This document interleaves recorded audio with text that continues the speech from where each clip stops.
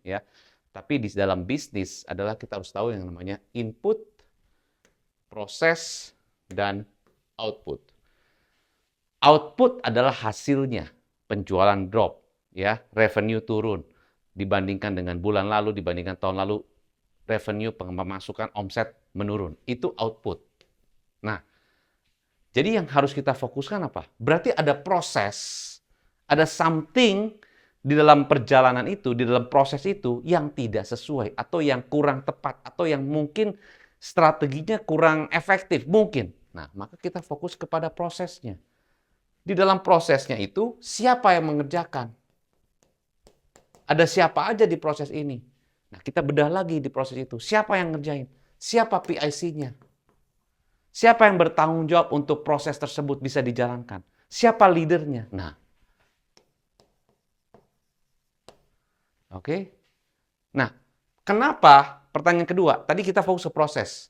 Nah, pertanyaan kedua, kenapa proses itu tidak jalan? Kenapa SDM kita tidak melakukan hal yang benar? Kenapa SDM kita kok eksekusinya tidak tepat?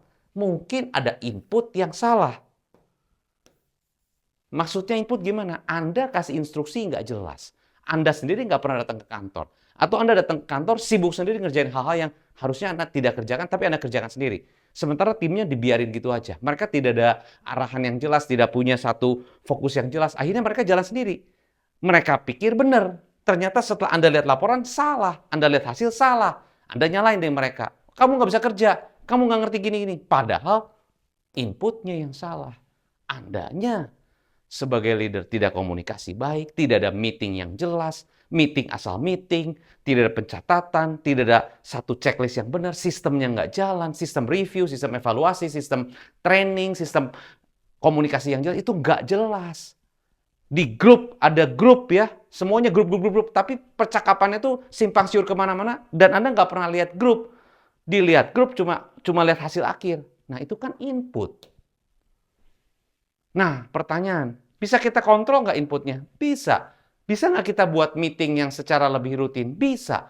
Bisa nggak kita buat semacam 10 minute ataupun 15 minutes everyday coaching untuk tim Anda supaya make sure prosesnya benar? Bisa nggak? Bisa. Anda nggak punya waktu untuk ngontrol mereka. Coach, kalau saya harus ngatur mereka, ngontrol mereka setiap hari, kapan saya punya waktu, Coach? Ini aja saya udah kewalahan segala macam saya kerjain sendiri. Ya, tapi kalau outputnya jelek, ya mau nggak mau Anda yang turun. Kenapa? Kan bos bisnis Anda. Anda kan kaptennya. Masa mau nyalain timnya? Tim itu kan cerminan saya. Ya kan?